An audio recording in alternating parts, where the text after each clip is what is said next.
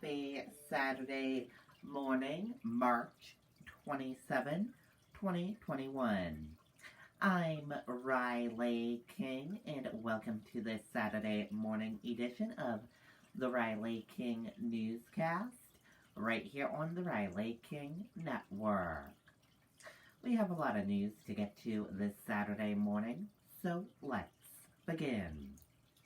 First up, let's take a look at your COVID-19 numbers in New Hampshire. Let's take a look at those right now.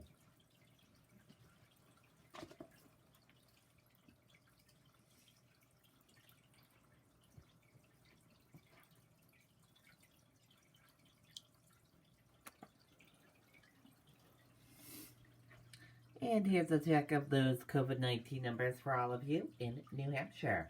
There are 82,374 number of people in New Hampshire have tested positive for COVID-19. There are 1,231 number of deaths from COVID-19 in New Hampshire. There are 71 current number of hospitalizations for COVID-19 in New Hampshire. And that's a look at your COVID-19 numbers in New Hampshire.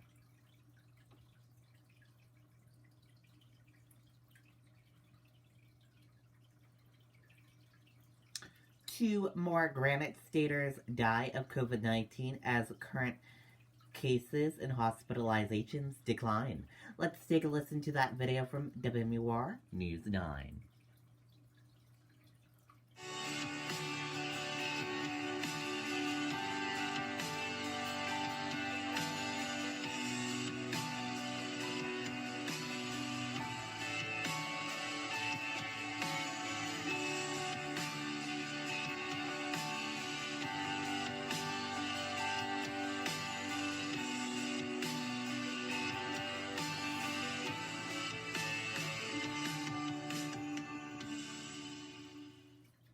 The U.S. has hit a daily record for administering COVID vaccines. Good evening, and thank you so much for joining us.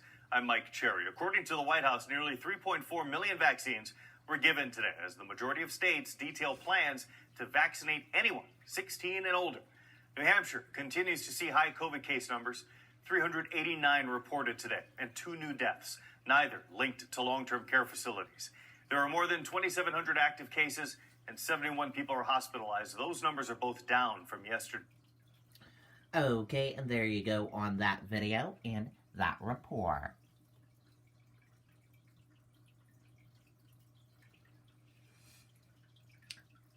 New Hampshire Motor Speedway Mass Vaccination Clinic.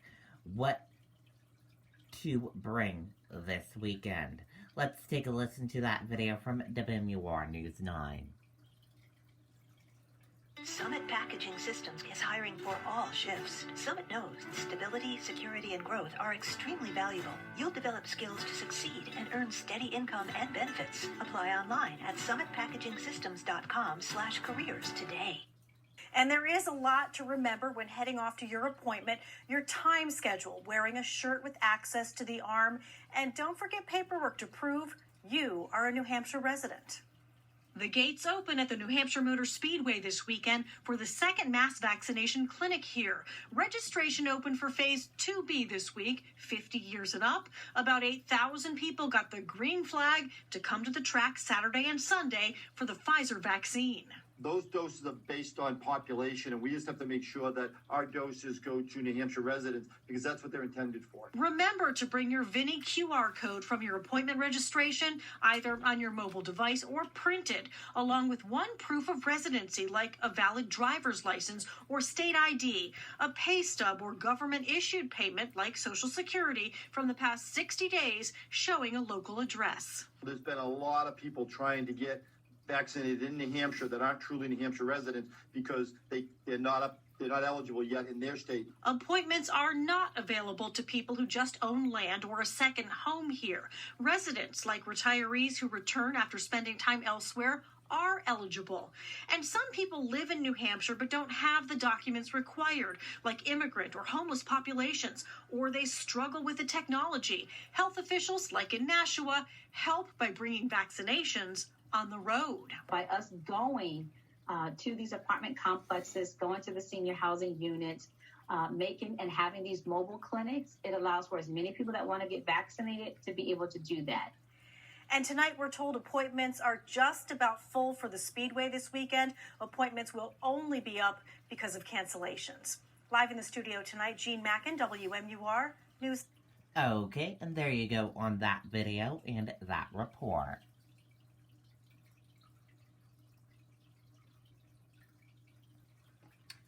Body of missing Massachusetts woman found in Ossipee Lake, officials say. Let's take a listen to that video from WMUR News 9.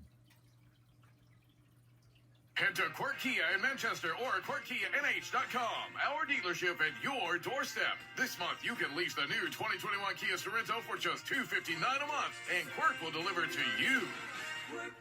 Visit QuirkKiaNH.com. Well, Mike, authorities say they're grateful to provide some closure for the victim's family, but it is not the news that they were hoping for.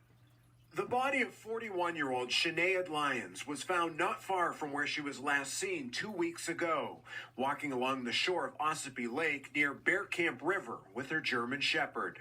She was doing exactly what we believe she was doing, walking along, the edge of this pressure ridge, and then she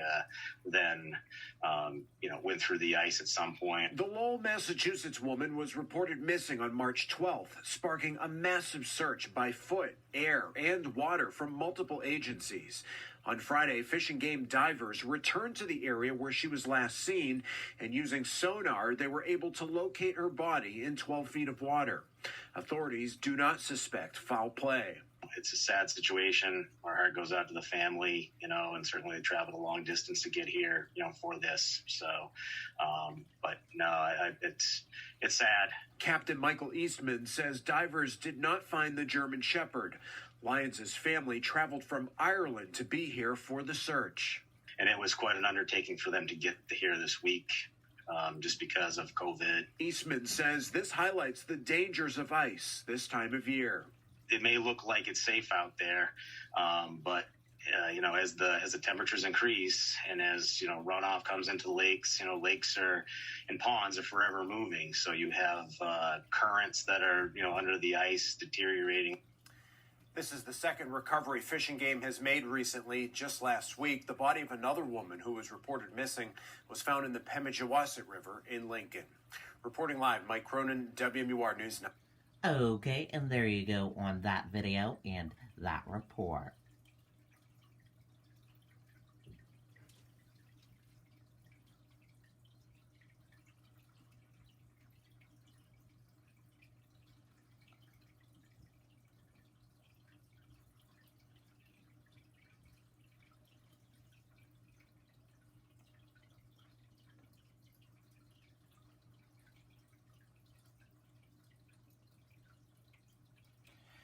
COVID-19 protocols set for Derek Chauvin trial. Let's take a listen to that video from ABC News.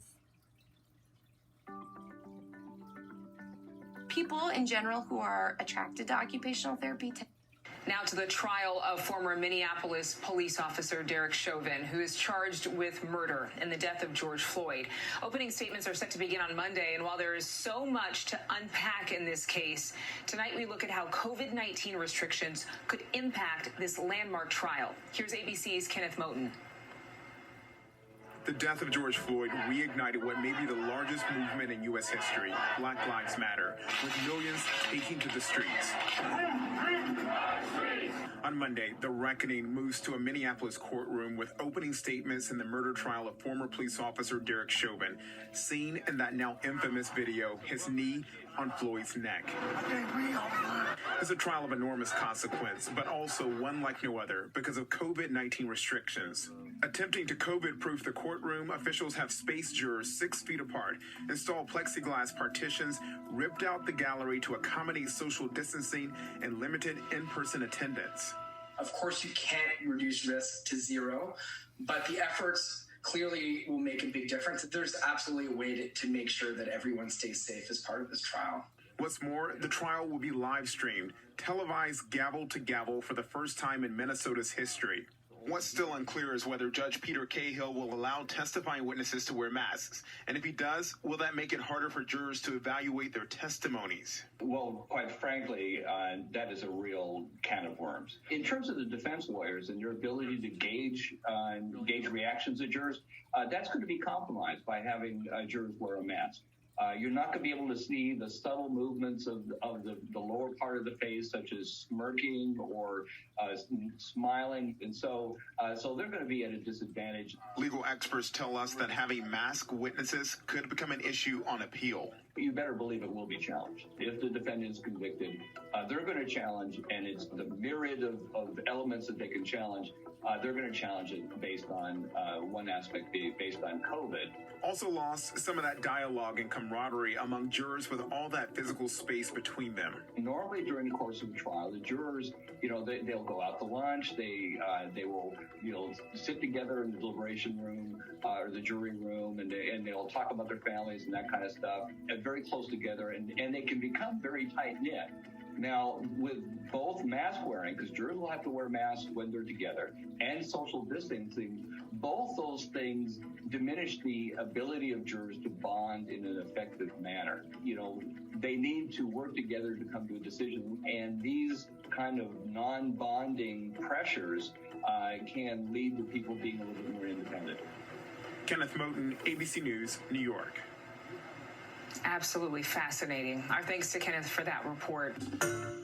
Hi, everyone. George Stephanopoulos here. Thanks for checking out the ABC News YouTube channel. Okay, and there you go on that video and that report. Thank you for joining us for this morning edition of the Riley King Newscast right here on the Riley King Network. I hope you all have a great rest of your day, and I'll see you back here later on today for another newscast. I'll have a news report coming up in a little bit. Goodbye, everyone.